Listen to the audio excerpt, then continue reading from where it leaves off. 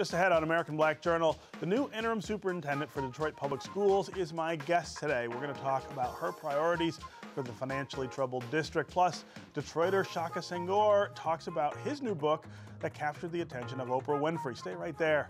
American Black Journal starts now. At DTE Energy, we believe that we have a greater responsibility. We believe that being part of a community means being involved in the fabric of that community, investing time, effort, and resources in the communities we serve. DTE Energy Foundation is a proud sponsor of American Black Journal.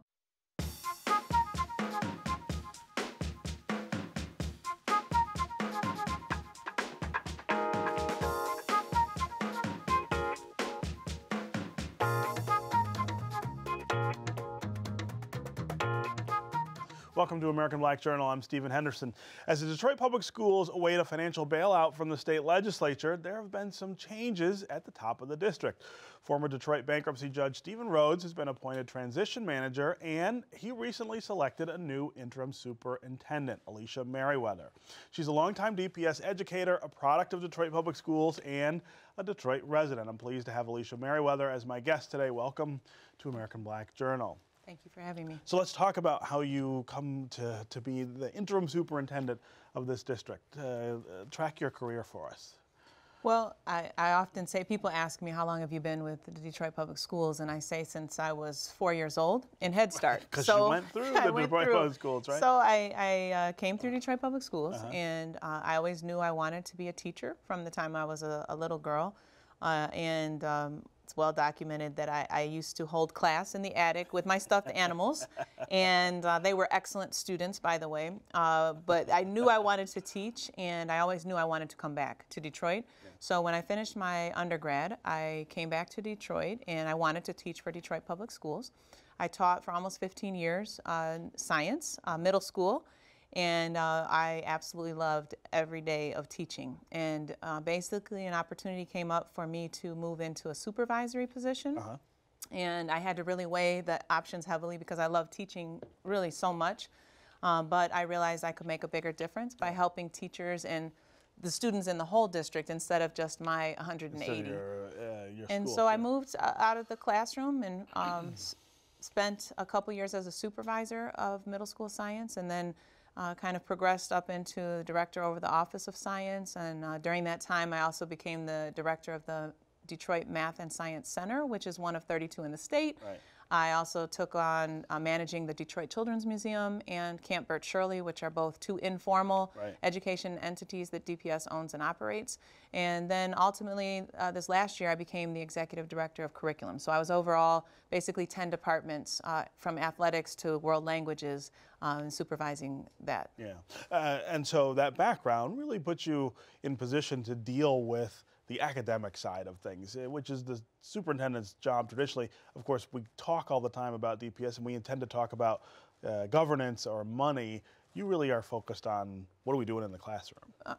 That is the critical piece. The purpose of a school system, the purpose of a school is to educate children. Right. And so if we're not doing that, and we certainly have some issues that need to be addressed in Detroit Public Schools to be able to do that more effectively. And I think having someone with an academic background, an academic perspective, making decisions, there's going to be hard decisions that have to be made. When you are making them in isolation of academic expertise, I think those decisions become very dangerous. Yeah. So I'm very thankful to Judge Rhodes for listening. Really, he listened to the community and to the DFT saying, we need an internal person on this transition team, and it needs to be someone with an academic background. Yeah. So let's talk about the priorities then that you would have. Interim meaning obviously short term. We don't know quite how short term yet, but what are the things that you think you can get done? So for clarity, interim means until we get a local school There's board. a local school board, and then they'll decide. And they will decide. And they could decide to keep you, of course, but they could also go out and get someone else. I would hope that the elected school board would choose the best qualified person to move the district forward. Yeah. And my job is to transition us to a point that we've put some things in place to keep us moving in the right direction. Yeah. And so in terms of how long it will be, that depends really on the legislation. There's different plans on the floor.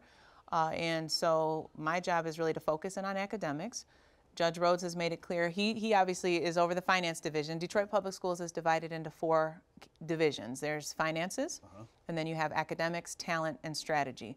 And Judge Rhodes has actually delegated academics, talent, and strategy under my leadership during this transition time, which is actually a very necessary move, because strategy should never be done in isolation of academics. Right. Academics really can't do things outside of talent. So who are we hiring? Why are we hiring? You know, do we need to hire more music teachers? Do we need to hire more art teachers? Well, those decisions are driven, or should be driven, by academics. So they're all intertwined. Of course, all of it connects back to money. Yeah.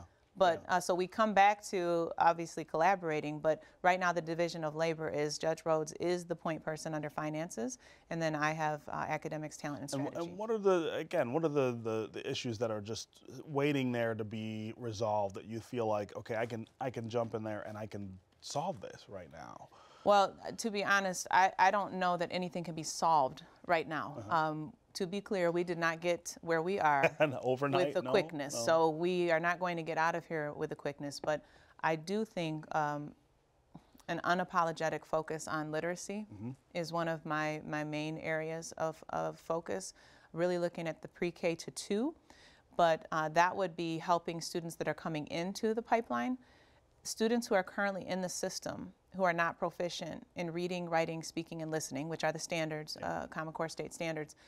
We have to also do some serious intervention and think about how we are grouping students for learning, how we are addressing the deficiencies, because just passing kids through because they're a certain age and that they need to go to a different grade level is not going to solve the problem. Work. Yeah. Let's talk a little about money.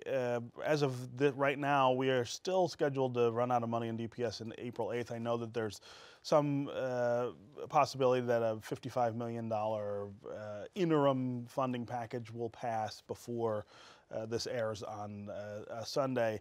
But what happens if we don't get that? What does that mean, running out of money? I'm not sure people really understand. Well, it means the same thing that it means at your house. When you don't have money, teachers don't get paid. Teachers will not get paid. We can't pay for the electricity. We can't pay. I mean, we need $50 million to make it through June 30th. Right. And so, and to be clear, you know, the House committee did put forth the bill. It came out of committee. Yeah. It is now waiting for approval from the House, and then it has to go to the Senate. And then it's got to be signed. Right. Yeah. And so for everybody who watched Schoolhouse Rock, they know for a bill, you know, it takes right. it's How a process. A bill becomes a law, right? So it takes a process. Yeah. But if that does not happen, in all seriousness, we know that the legislators go on spring break after next Thursday. Yeah. They are out until after April 8th. So action must happen before next Thursday. Yeah. If it does not happen, Judge Rhodes has made it clear he will not allow teachers to come to work. He will shut down the district. Yeah. He said in good conscience he cannot ask teachers to work a day past he knows when he can pay them. Yeah. All right. Well, we will see how that resolves. And as I said, we're taping this earlier in the week. Maybe by Sunday when this airs, I hope so. It's all resolved. Let's talk about the academics in DPS. A lot of times I feel like, I mean, it's a troubled district. There's a lot of challenges. There are also some things that are going right, and we don't really acknowledge that a whole lot. You got some good news recently that the graduation rate is actually going up. And not insignificantly, right? It's a significant increase. Not only the increase over the last several years, consistently improving, but we're gaining on the state. So in other words, we're now 2 points away from the state average. Right. Now, to be clear, that's not my goal. My goal is not to be even with the state. My goal is 100% graduation. Right. And beyond that, 100% graduation with students who are ready for the next step. Yeah. And whatever that next step is, whether it's college, career, that we have students who are prepared to enter into that next phase of life. And when they go somewhere, a Detroit Public Schools diploma means something. That's my goal. Yeah.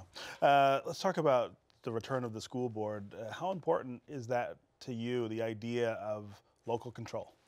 Well, as a voting Detroiter, so I'm a lifelong Detroit resident, product of DPS, and I think as a voting Detroiter, having local control is a democratic right. Yeah. And so I really do feel very, very strongly that we need to move to an elected school board. Yeah, and you think that can be done in a way that doesn't disrupt the things, for instance, that you might put in place in the interim? I mean, the history here with elected boards has been a challenge. That's not a reason not to have local control, but it does sort of ask something more of us, right? Well, what I would hope, and the way I've been answering this question, is that I would hope that the work that we do in the interim is such high quality, compelling work that people would not have any choice but to follow through on the plan. So in other words, the reason people change directions is because the direction that's been laid out is either heading us in the wrong way, it's illegal, immoral, unethical, it's something, there's something that's causing that to be a bad idea. I would hope that the work that we do here in the interim would put forth a plan that is a strong enough case for whoever comes next to follow through. Because one of the issues, truthfully, is the changeover and the switching. This constant sort of, now we're going to try this, and we never give anything enough time, it seems like, to actually take root and make the change that we think it'll have. The analogy I use is people want a Thanksgiving dinner on microwave time. Right, and it doesn't work that way. If you've ever cooked a turkey in the microwave, it just does not work that way. And so you have to give things time. What we know from research is for a systemic change, really it takes 8 to 10 years. And I would argue Detroit Public Schools has never been given. We've not done anything for 8 to 10 years. No. All right, Alycia Meriweather, good luck to you, of course, thank you. And hopefully we'll get that funding package and we'll go forward. I hope so. Congratulations. Thank you very, very much. I appreciate it. Yes, thanks for being here. All right, coming up next on American Black Journal, the inspirational story of a Detroit man who changed his life after spending time in prison for murder. But first, here's a look at some important moments in Detroit's Black history. I'm Ken Coleman with a look back at African American life in Detroit. This week in 1986, Detroit-born recording artist Colonel Abrams had the nation's top dance song, I'm Not Gonna Let You.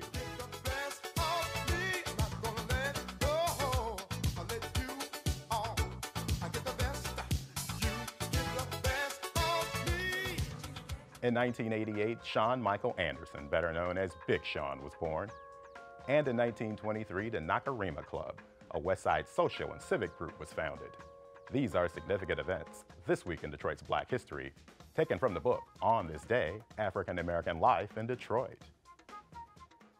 By now, you've probably heard about Detroiter Shaka Senghor. He recently appeared on Oprah Winfrey's Super Soul Sunday show to tell his story of redemption.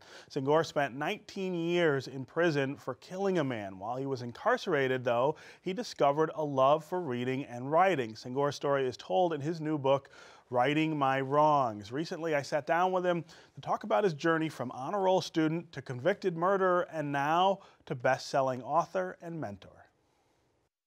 Shaka Senghor, welcome back to American Black Journal. Thank you for having me back. I was saying before the interview, you are a much bigger star now than you were when the first time you came onto the show. Yes. And we were talking about returning citizens and what that's like for people here in the city of Detroit. And now you've written a book that sort of chronicles that.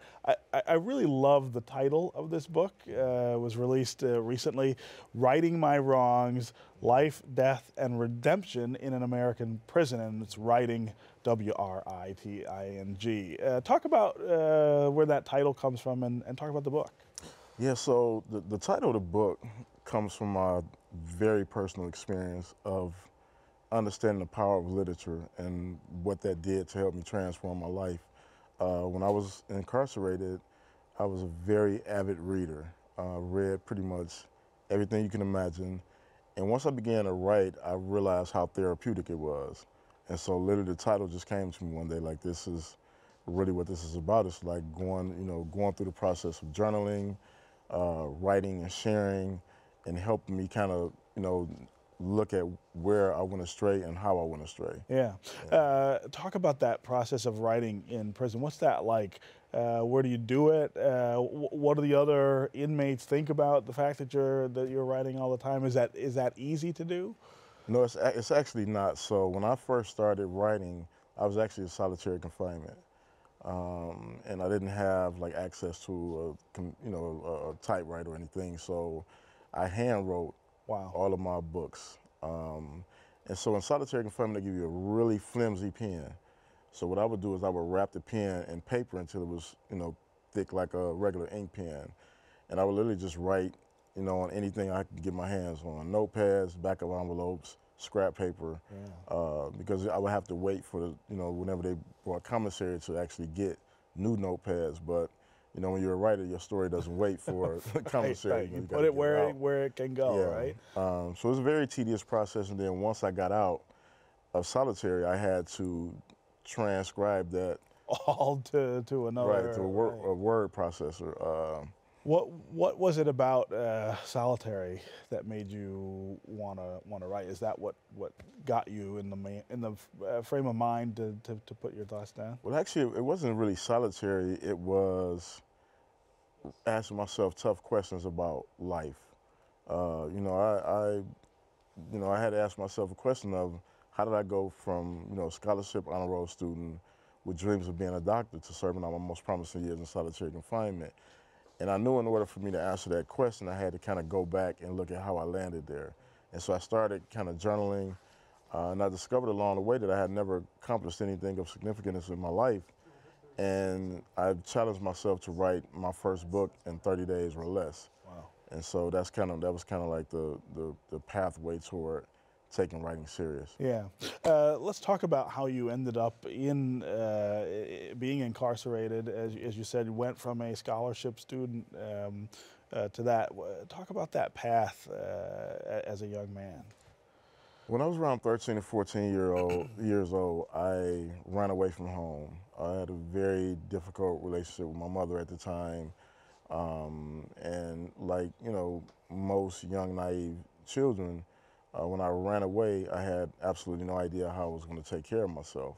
And like a lot of the vulnerable children we see in the city of Detroit and other cities like it, older, more seasoned street hustlers, they prey on that vulnerability. Mm-hmm. And so I ended up getting seduced into the crack cocaine trade at a very early age.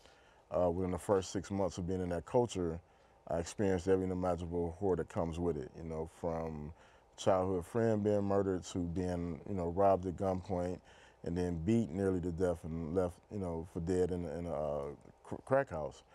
I also became addicted to the drug at a very early age. And fortunately for me, I liked making money more than I liked, being addicted to drugs. So I was able to break that addiction on my own, which was, in hindsight, when I began writing and journaling, I realized that was one of the moments where I recognized that I did have the strength to turn my life around if I wanted to. But fast forward a couple of years later, I got shot multiple times on the west side of Detroit and rushed to the hospital. They extracted the bullets in a pretty kind of gruesome way, patched me up, and I was right back to the same neighborhood. What I didn't realize is that I was suffering from post-traumatic stress disorder, which we don't talk about when it comes to urban cities, but when you have children who grow up in extremely, volatile environments, you carry that baggage. Things they witness. Yeah. And so for me, I had no outlet. Nobody counseled me. Nobody told me that I would feel this sense of paranoia, this fear, this apprehension anytime a car rolled up. And at 17 years old, that's just a lot of emotional baggage to grapple with. And so, unfortunately, I reacted like most of the young men in the environment. I began to carry a gun every day. And I started making it up in my mind that if I got into a conflict, that I would shoot first, because in the hood, it's better to be the shooter than the person getting shot. And unfortunately, around 16 months later, I got into a similar conflict and fired what turned out to be 4 fatal shots that tragically caused a man's death. Yeah. I was subsequently sentenced to 17 to 40 years in prison, and that's how I landed into that space. Yeah.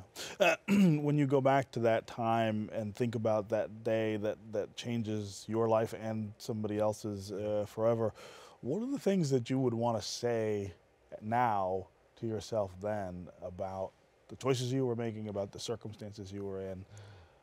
Yeah, I always think back to, that time, and it not only just, changed my life and destroyed one man's life, it destroyed 2 families. And it's one of the things that I would go back and tell my younger self is, understand that this decision is the type of decision that's not only going to, destroy your life, but it's going to destroy multiple lives. And also, one of the things that I, when I'm mentoring and I'm working with young men and women, I always remind them that a split-second decision can cost you, the rest of your life, right. And it's a burden that I will carry for the rest of my life. Like I can, if I take something from somebody, I can repay them or, purchase it over or apologize. But once you've taken a life, you can never repay that. You can never replace that. And so it's an extremely harsh burden for any young person to bear because it's something that stays with you for the rest of your life, but it's also something that stays with the victim's family for the rest of their life. And so, no human being should have to bear that type of responsibility. So I just try to caution young men and women to make smarter and wiser decisions. Yeah. You mentioned the mentoring that you're doing here in the city of Detroit. What do you see among young people in the city about hope versus despair? What do you see in terms of how they feel about the city that they're growing up in? Is it the same as what you experienced? Is it better? Is it worse? I think it's even harder now. One of the most startling things I experienced when I got out of prison is the prison I walked out of was in better condition than the first school I went to mentor at. And when you think about the pathways that children take to school. Think about the priorities that get all screwed up that make that true. Yeah, that we're investing more in prisons than we're actually investing in education. But you also think about the pathways that children take to school. And I have an opportunity to talk to children all the time. And what I do is I try to listen more than I talk. And we know what some of these neighborhoods in the city of Detroit look like. So you imagine a young, vulnerable child at, 6 in the morning having to take this pathway to school. Like, you can't walk into a school building with a healthy sense of purpose after you walk through such a traumatic environment. Right. And then just the level of police presence at school. It's a hostile environment for a lot of these kids. So, it's hard to really function, at your highest level when you have so much, that you have to deal with just to get to school. And it's one of the reasons that I commend the students that show up, because it's evident that they really want to be there and they really want to learn. Yeah. And I think we just have to do a better job of wrapping our arms around them and caring enough to say, we have to reprioritize our investments. Yeah. Do you come across kids who you think, boy, that's me at that age, but for what I'm doing, that person might end up in the same circumstances? I come across them all the time, and this is what drives my work. Like the mentoring work I do and the outreach work I do, that's not my job. That's my passion. Right. This is what I do because I genuinely care, because I care about the little boy that I was, and I wish I had that type of an intervention. So I just try to do whatever I can when I'm home to really work with young men and women in schools. I also go to the juvenile. Every year I adopt a pod at the local juvenile, and I spend time, like quality time. I spend time sharing literature and talking about writing and reading, because when I went through that system, we didn't have that. Right. And so I just think it's important for our community to understand that men and women returning from prison are assets that we can use to help ensure that the next generation doesn't end up in prison. We just need to do a better job at supporting those guys, men and women coming out who want to do this type of work because they really care. Because, when you screw it all up, you realize you don't want nobody else to go through that. Yeah. Let's talk about returning citizens and what you're seeing in terms of how they are managing the city. Lots of people in our city, of course, are in that situation. There's not a lot of support. There's not a lot of help. Well, it's one of the reasons that I felt compelled to righting my wrongs.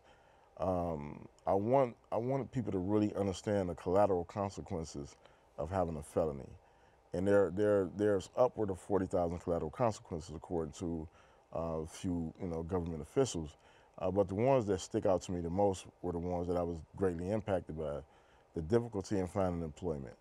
You can't expect a person to turn their lives around if nobody's willing to give them a chance. Right. But also housing. You can be legally discriminated against if you have a felony. There's nothing you can do about it. And so oftentimes, men and women who really want to get a fresh start, they can't because they can't go rent an apartment outside of the neighborhoods where they've come from. And the thing that's really unfortunate about a city like Detroit, which in Michigan, the majority of the prison population comes from, is we just don't have as many resources outside of like Goodwill Industries, you know, and a few smaller church groups who are trying to do their part. Yeah. But on a larger scale, we just don't have many organizations that helps re-socialize men and women back to society. You can see my entire interview with Shaka Senghor at AmericanBlackJournal.org. That's our program for today. Thanks for watching. As always, you can connect with us on Facebook and on Twitter. Plus, you can hear our program on WDET 1019 FM. We'll see you next time.